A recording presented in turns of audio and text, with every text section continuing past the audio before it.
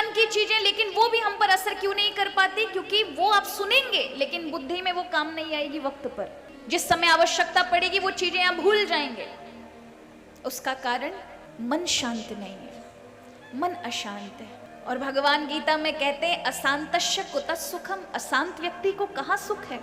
सुख वही ले सकता है जिसका मन शांत है। और जब हम प्रभु से जुड़ते हैं, भगवान की भक्ति करते हैं, तो ये मन भगवान ने दिया है। प्रभु से जुड़ने के कारण इस मन जो छटपटाट है वो स्थिर हो जाती है, रुक जाता है मन। इसलिए जहां मन रुका वहीं पर आपको हर चीज में आनंद आएगा। जब आप कोई नई चीज, आपकी इच्छा हो, मुझे ये गाड़ी मिल जाए, मुझे ये घर मिल जाए, ये मेरा काम जो मैं सोच रहा हूँ ये हो जाए, या माताएं सोचो मुझे ये मिल जाए, वो मिल जाता है, कितनी खुशी होती है उस दिन, जिस दिन मिल गया होता है। इतने सालों से आप सोच रहे होते हैं, कई दिन खुशी रहती, क्योंकि मन टिक गया, स्थिर हो गया, इसलिए खुशी नजर आ रही है। जैसे ही मन अशांत हुआ, जो चीज है ना उस पर खुशी नहीं आएगी। इतनी कितनी सारी चीजें आप लोगों ने पाई अपने जीवन में, आप खुश हैं? आज भी खुश नहीं है, दुख ही रहेगा। इसलिए कहा सुख और शांति में अंतर है। सुख जो होता है वो बाहर से मिलता है, शांति जो होती है वो भीतर से मिलती है। सुख व्यक्ति अपने कर्मों के कारण पाता है और शांति भगवान के कारण मिलती है। तो बाहर से आपने खूब अच्छे कर्म किए और सुख के सामान आपके पास हैं, हर चीज है जो आप चाहते हैं, हर सुख सुविधाएं हैं, लेकिन ये पक्की गारंटी नहीं है कि वो सुख सुविधाएं आपको खुश रख सकेंगी। क्योंकि अगर मन अंदर से अशांत है तो वो सुख सुविधाएं भी आपके लिए दुविधा बन जाएंगी।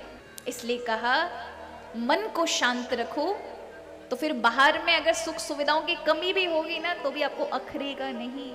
इसलिए कहा श्री राम भगवान का ये नाम, ये क्या है? ये मन को शांत करने वाला है। रामचरितमानस में एक चौपाई है,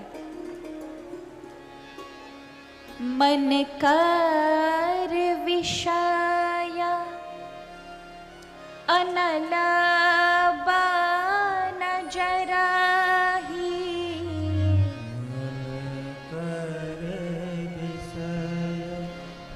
अनल बन जराही, मन कर विषय अनल बन जराही,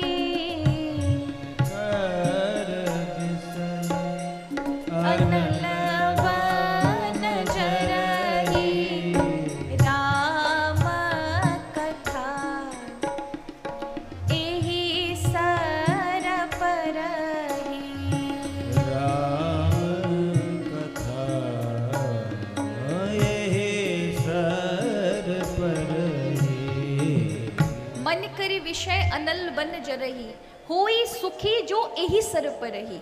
होई सुखी जो, और बड़े ध्यान से सुनेंगे, इस चौपाई में एक बड़ा गुड़ रहस्य है। और वो गुड़ रहस्य क्या है कि मन करी विषय अनल बन जरही। मन और करी माने कहते हाथी, मन रूपी हाथी। जंगल जल रहा हो, अग्नि लग रही हो पूरे जंगल में, और हाथी फंस जाए जंगल की आग में, तो हाथी को अपना बचाव कैसे नजर आएगा? उसे सबसे पहले क्या याद आएगा? उस हाथी को याद आएगा उस जंगल के बीच में सरोवर है, तालाब है, नदी है, उसकी याद आएगी। दौड़कर उसी ओर भागेगा, और जैसे ही उस सरोवर या नदी के किनारे आ जाए उसमें घुस जाएगा और बीच में बैठ जाएगा। अब उसे पता है कि चाहे कितनी भी आग लग जाए लेकिन यहां तक नहीं आ सकती, हम बचाव में हैं। उसी प्रकार मन रूपी हाथी जो हमारा है, ये संसार रूपी अग्नि में जल रहा है और इसे शांति चाहिए, तो केवल और केवल प्रभु की कथा है, प्रभु का नाम है। उस सरोवर में जाके बैठ जाएगा तो फिर दुनिया की आंच आप तक नहीं आएगी।